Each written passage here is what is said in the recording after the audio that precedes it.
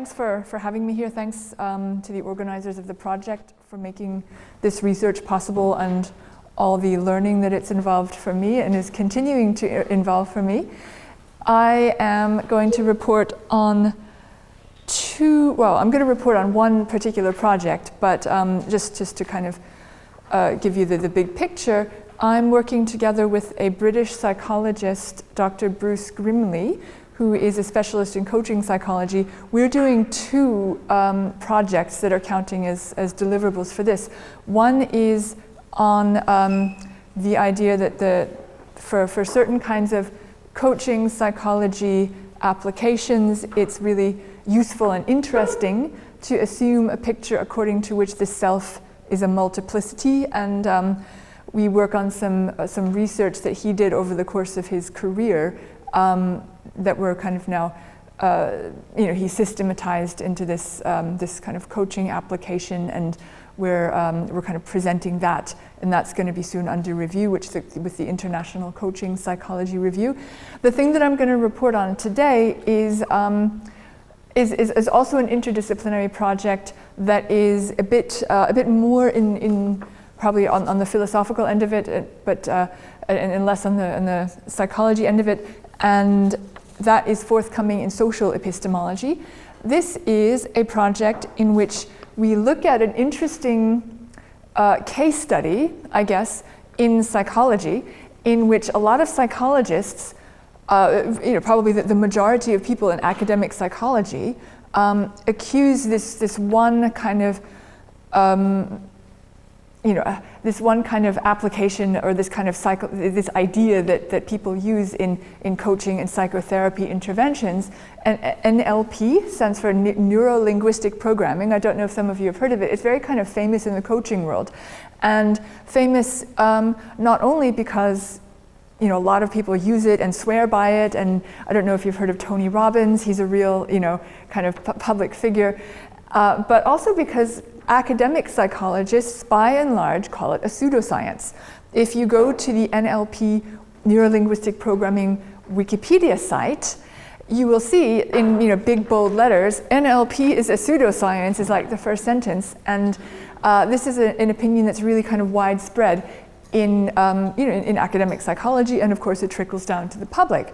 Now, we wanted to look at these accusations a little bit more closely and see what might be in them. And here we drew on a lot of the stuff that I learned in the program from Gina about good and bad psychological methodology, and and some of those insights really came to bear in our analysis of what a lot of academic psychologists are criticizing about NLP. So that's what I'll report on to you today. So the underlying idea that as a philosopher that I'm exploring from a philosophy of science perspective is that science is a good thing, right? Science is the method that we have, probably the best method that we have to learn about our reality, our world, our physical reality, and also the way that we human beings tick.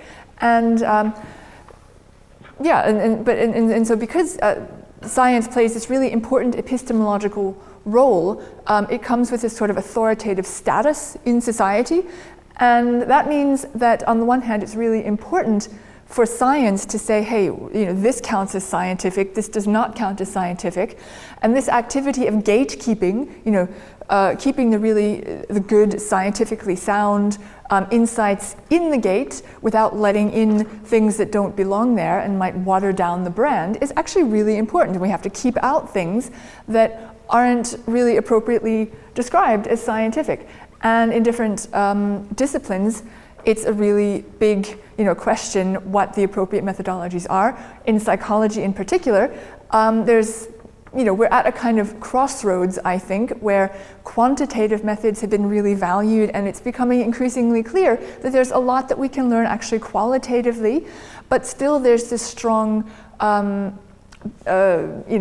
interest and emphasis on quantitative methods. So we just wanted to look more closely at what kind of assumptions are running around in the psychology literature that work against NLP, and are they legitimate? Is this an instance of good sound scientific gatekeeping that we should say, yeah, that's good, we should do it like that? Or is this an example of poor gatekeeping where some mistakes might enter in? And so we start off by characterizing what distinguishes good science. We say that's certain ideals of inquiry, including an open-endedness in research, interest in preserving certain values like systematicity, interest in genuine accuracy, empirical adequacy, explaining things, how things work, holding each other to account with a rigorous system of peer review and other kinds of institutions. Those kinds of things, we spell that out, are crucial to upholding the epistemic legitimacy of science. And so in that context, we came up with an account of what good gatekeeping would be. It applies generally, but good gatekeeping in science specifically has three conditions. First, a good gatekeeping preserves something of value. If you want to kind of, keep something safe. What are scientists keeping safe? They're keeping safe, or they're preserving their values, their methods of inquiry, their open-endedness. They're preserving their right to be regarded as epistemic authorities in our society. So, and those are good values, we would say. So gatekeeping is important. Second, good gatekeeping involves fitting methods. So methods for keeping people out or inviting people in that are commensurate with the ideals that are being preserved. And so in scientific gatekeeping, we're thinking of things like responsible peer review, lack of bias, or at least trying to isolate your bias and call it into question, calling into question your background assumptions, really being open to the idea that your preferred view is mistaken, even if you don't like it, stuff like that. So the methods that science uses to keep out NLP and other things that it regards as pseudoscience themselves have to be commensurate with scientific ideals. Third, science, good gatekeeping has to be successful. It has to succeed at keeping out the things that really do deserve to be kept out, that do not deserve the legitimacy that they get in our society, and successful in keeping things safe that really deserve to be kept safe, like certain values. And we want scientific gatekeeping to be neither excessively lenient. We don't want to let in things that would water down the brand, but we also don't want it to be excessively strict. We want to make sure that if somebody outside of the scientific mainstream has a particular idea that's kind of countercultural, or that is sort of maybe revolutionary, or even possibly initiating something like a paradigm shift, we want to be sure that those ideas can get an airing. Now, the problem is that the vast majority of ideas that claim to be instituting a paradigm shift are all hogwash. And so actually the burden of proof is really on the person on the outside to show that they deserve to be in. But at the same time, science has kind of routinely ignored revolutionary ideas that only generations later came to be acknowledged as real genuine potentials for scientific revolution. I could give a lot of examples, but for time reasons I won't, but maybe one just to give you a sense is Barbara McClintock. It was a famous, or now she's famous, so geneticist. She worked on biology, and she investigated the idea that the way in which DNA expresses itself can be influenced by factors that are kind of located outside the internal sort of core of the cell. And this really worked against the ideology of DNA determinism that was very prevalent in the 50s and 60s and 70s, and even still to some extent today. But she showed that actually there are things outside of the cell nucleus that can influence the expression of DNA, and that was really quite revolutionary. But nobody paid her any attention for decades until finally another discovery by male scientists, as it happens, kind of led to her work being rediscovered and her winning a Nobel Prize. Now that was an example of bad gatekeeping. It's kind of documentably clear that sexism was involved there, and ideology relating to DNA determinism, and so we want to police science itself to make sure that that kind of thing doesn't happen. Because if gatekeeping in science is too strict, we risk people losing trust in science, just like if gatekeeping in science is too lenient. And we have a lot of distrust in science today that is really quite problematic. So we really want to make sure that science itself deserves the epistemic authority that we give it in order to be able to defend against science denialism and science skepticism. So the NLP thing. One of the hardest aspects of this project was actually defining NLP. And that really plays to the strengths of people who want to criticize NLP, because if even NLP people don't really know how to characterize what it is, that doesn't really look good for it. But one issue that's really important is that NLP is a coaching and psychotherapeutic methodology that I guess the main kind of distinctive is that it uses kind of techniques of behavioral modeling. So it says, well, how do we get excellent performance? How do I teach somebody who's never run a marathon before to run an excellent marathon, or to be a figure skater, or to do philosophy or psychology? Well, we can see what excellent marathon runners do or psychologists do, and we can kind of figure out how they tick inside and kind of copy them. Now, if you ask a figure skater how they pirouette, they can't really tell you. And if they do try to tell you, it's not going to be really helpful for you to learn to pirouette yourself, because that knowledge that they have, how they do that, is like operational knowledge, it's tacit knowledge, it's physical knowledge in their bodies, and they cannot really articulate it.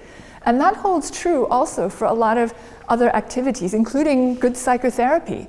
And so NLP was interested in saying, we're not so interested in what these people think theoretically. What we're interested in, because even if they said, this is how I do psychotherapy, we're still going to be missing some stuff about what they do in the moment that they couldn't really articulate theoretically. So NLP came up with this set of techniques to model these people, to observe them really intricately and figure out what they're doing, so that you can then try to figure out what their subjective experience is that they're having when they're engaging their tacit knowledge, and then teach those mental representations, and how the mental representations kind of are spatial representations, visual representations. NLP has this intricate actually phenomenology of mental representations on various different sensory modalities to try to map out this tacit knowledge that experts have. And so that's what NLP is.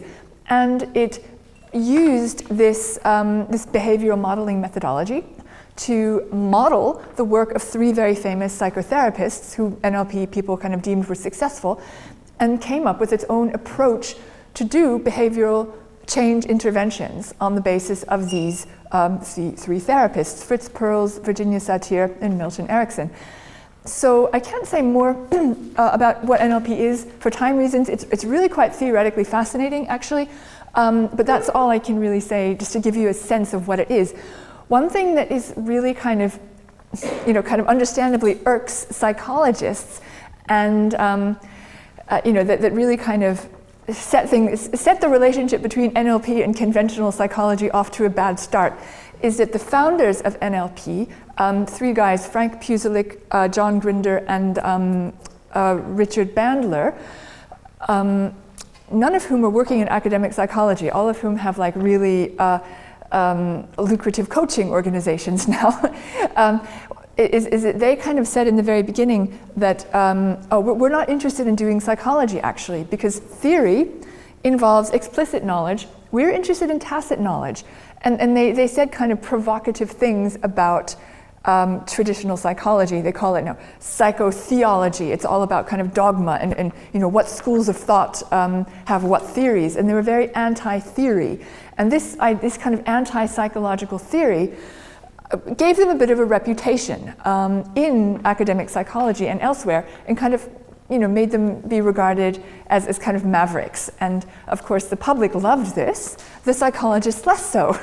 And now, fast forward 30 or I guess 40 years, and we have some really successful, claimed to be successful, useful, apparently behavioral change interventions that are actually being used in psychology, but very kind of impoverished research to show for it, and we have to kind of bridge that gap a little. Now, so the case against NLP, so why would somebody think that it's pseudoscientific, bad, unethical? I outlined some concerns on the handout. I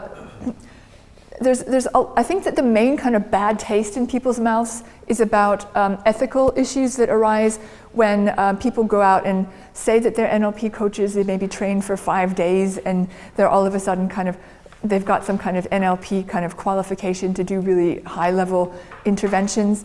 And the NLP community is really not very good at policing such abuses.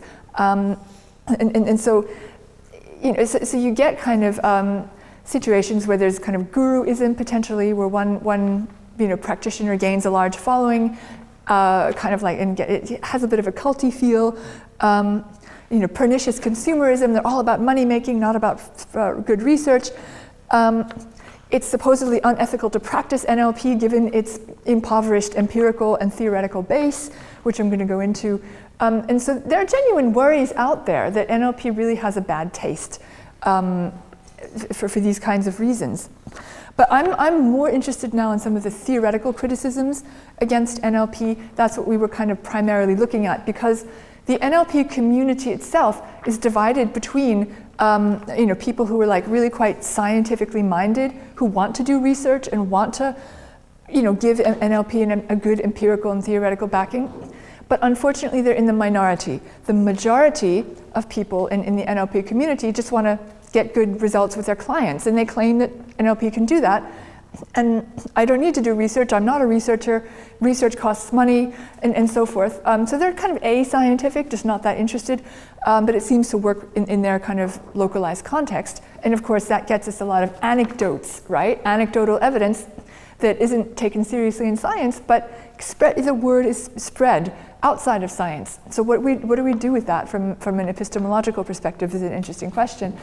But also, probably where NLP gets its worst reputation is from what I'm calling the bullshitters in the NLP community, and that's a technical term from Harry Frankfurt, the philosopher, who said that bullshit is a special way of saying things. It's like if you say it's raining today, you're not saying it because you think it's true, you're saying it just because you want to make some noise and influence some people, but you don't care whether it's true that it's raining. You're not trying to inform anyone that they should bring an umbrella, you're just trying to get attention or something like that.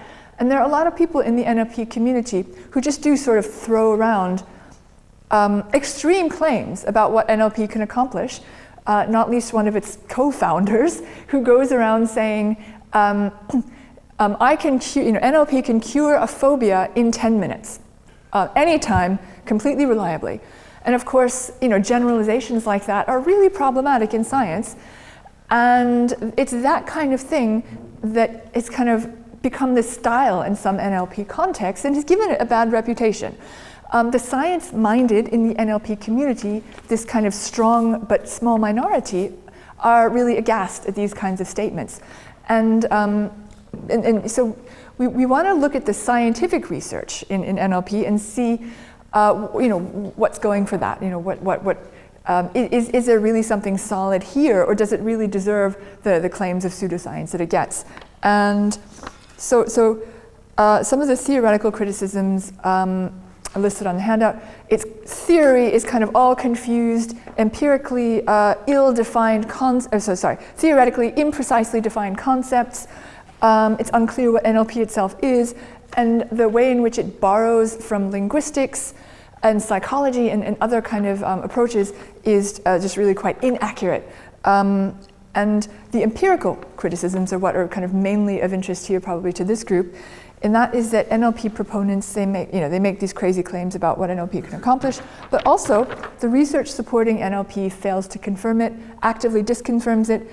And there are studies out there supporting NLP. Some are randomized control trials, most are more qualitative trials that aren't randomized control trials. Whoops. And the psychology community tends to be of the opinion that those those studies are poor quality. And so there is quite a cottage industry in the psychological literature, analyses and meta-analyses and then meta-meta-analyses, building on itself to argue that NLP is a pseudoscience that deserves to be kept outside the gates of science. And so that's what we looked at. And we, so just to, spoiler alert for our conclusion, we concluded that, let's say the science-minded in the NLP community, they are the first to acknowledge most of the ethical criticisms, like, yeah, we need to do better as a community to police these abuses, but they deny the criticisms that are based on epistemological considerations, like theory and evidence and stuff.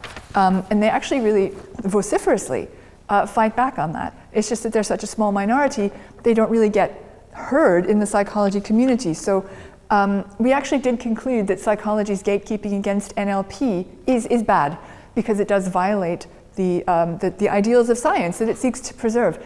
And I'm just going to outline some of the reasons why we came to that conclusion. So first, there is documentable bias against NLP, understandably, given the abuses, but this bias against NLP in practice extends itself to NLP in academia. And it's really quite, it was really quite surprised to see the really kind of unprofessional rhetoric in a lot of peer-reviewed publications calling NLP like delusional, pseudoscientific without kind of defining that, or I didn't write down the, for time reasons I won't look for quotes now, but like really quite shocking negative rhetorical language that we didn't think belongs in academic contexts. Belongs heaped on the rubbish bin of it was kind of like it deserves to be heaped on the rubbish bin forever, and stuff like that was actually in peer-reviewed articles. It was like, wait a minute, this is not professional. So that's one thing. The bias is like really quite evident, but also there are credible, documentable stories within the NLP community of research proposals to research the empirical kind of qualities of NLP that have been rejected simply because they are trying to research NLP. And we've got kind of documented peer review comments saying, well, NLP has already been empirically disconfirmed. Why are you kind of banging on this dead horse? Or this is it's clearly shown that the methodology that you are trying to research has shown good results, but it's actually NLP that you're trying to research, and I think you just take NLP out of the name, and then you can publish it under a different name, stuff like that. So a lot of people in the NLP community are like distancing themselves from the brand just so they can get their research published. And of course, this generates a self-perpetuating cycle where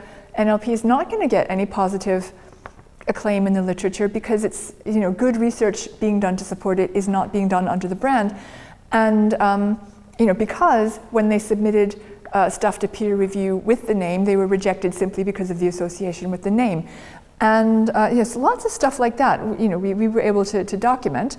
And some really interesting cases having to do with NLP, the actual, looking at the research that's actually been done on NLP, we came to some, it's become clear that a lot of the theoretical criticisms of NLP are based on what we call in philosophy straw men. That means you set up you kind of describe your opponent's view in a way that's like oversimplified and not entirely accurate, but you set it up that way because it's easier to debunk. It's easier to debunk an oversimplification than it is to debunk a nuanced view. And so that's what a lot of people, in the psychology literature do. It's really quite clear that they've not done their research on what NLP actually is. And it's clear from the bibliographies. One guy repeatedly cites like NLP for dummies as if this were an authoritative source without citing the main NLP text. And there's a whole library of NLP texts that do not appear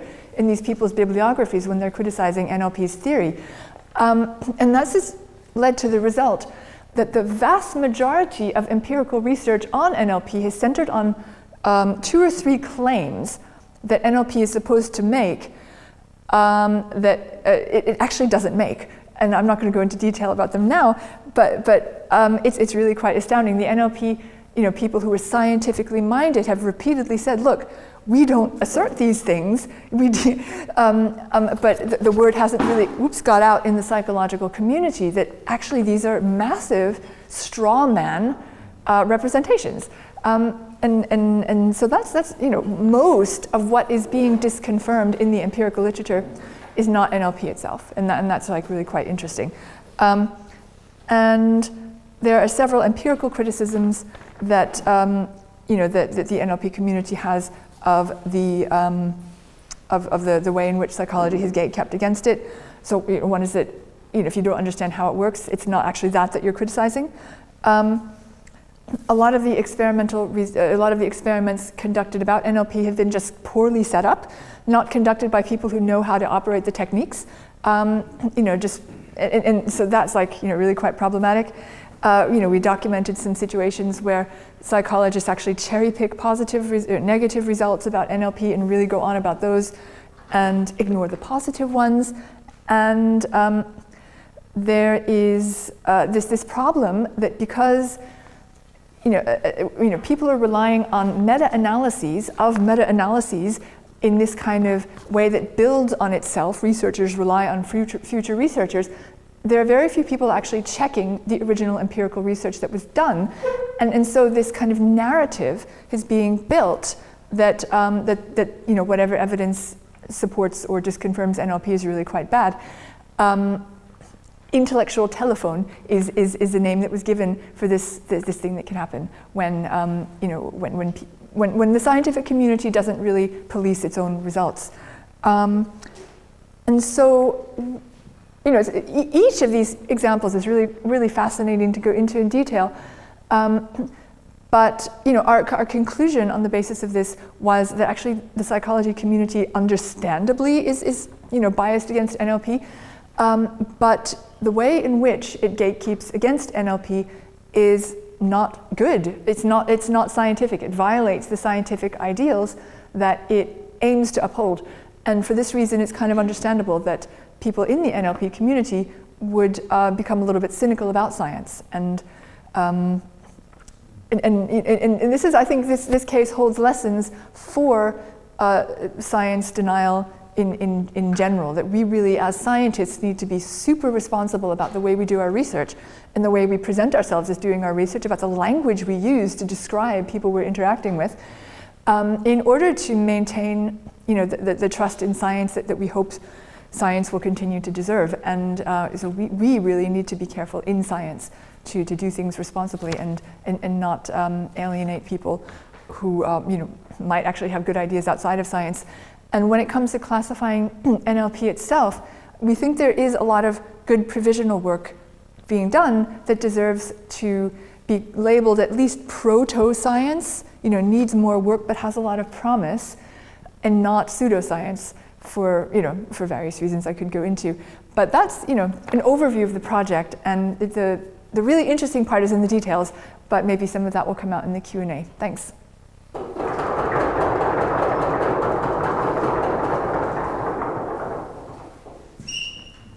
Aku.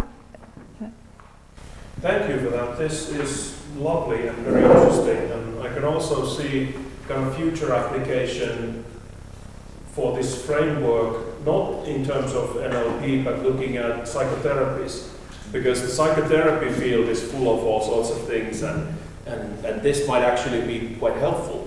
But that's a side note. So what I wanted to ask you was about the definition of pseudoscience. So, and the example that you gave about the Nobel Prize biologist, well, that doesn't seem to be a case of pseudoscience at all. That seems to be a case of bad science. So how would you delineate between pseudoscience and bad science? Because I think it's quite important here, because you can have ideas and the theories that are labeled as bad science, but that doesn't mean that they are unscientific. And this came up in this little storm that happened last year with consciousness studies. Most of you probably know about this. know about this debate, that a bunch of people published a paper arguing that one of these theories about consciousness, the information integration theory, is a pseudoscience. And the argument was that no, this is not science at all. It's not just bad science, it's pseudoscience. And that created all sorts of discussions. But again, the issue is whether it's bad or whether it's pseudoscience. Right. So yeah. So thanks for that. So I was not claiming that Barbara McClintock was ever accused of pseudoscience. She was an example of somebody who was inappropriately gate-kept out of science, out of the inner echelons of science, and that was just to show that science can screw up badly, and it can screw up because of bias and ideologies of its own. So science, as we're understanding it, is normative. Like science is what, science is an ideal. Science is the way things are supposed to be done. When we water that ideal down, like I think a lot of these guys do in this research, that's bad science. It's like it's bad science is when you try, when you try to do science, you think you're doing science, you aim to do science, like, you're kind of honestly doing it, but you're just not very good at it. Or, you get bad results, or you don't have the funding to do it properly. It's like even good scientists fail too. So it's like yeah. So insofar as a scientist does something subpar that does not reflect the scientific ideals, that's bad science.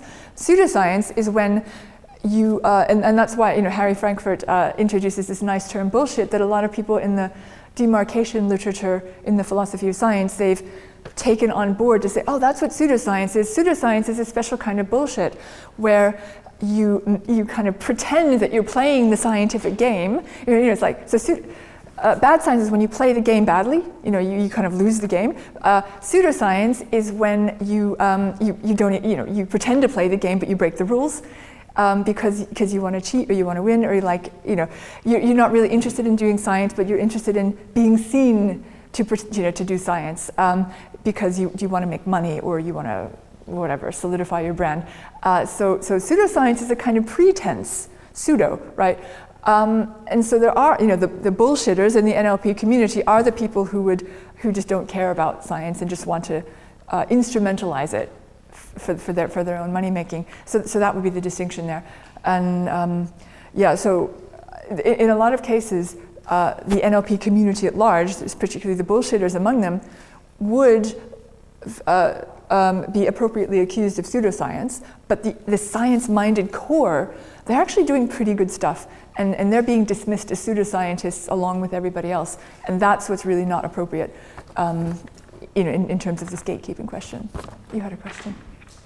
Yeah, thank you very much for this very interesting talk. And I was wondering about the question actually for a long time, because my mother is an NLP professional. Very nice. And I'm in the field of coaching for I'm doing research, and for me, I always thought about is it really science or is it not science? And what I face very many times is that there are some techniques, for example, cognitive bias modification, which is there's a lot of research about it, and I feel some NLP techniques are super similar to cognitive bias modification. And for me now the question what I have is do you know if there are some techniques in NLP which are have a good scientific foundation, if they're very having good effect sizes, or are there any different is there research who differentiates between different techniques in NLP? Yeah, if you send me an email, I can send you some stuff on our bibliography list. But the short answer is yes, there is quite a bit of research.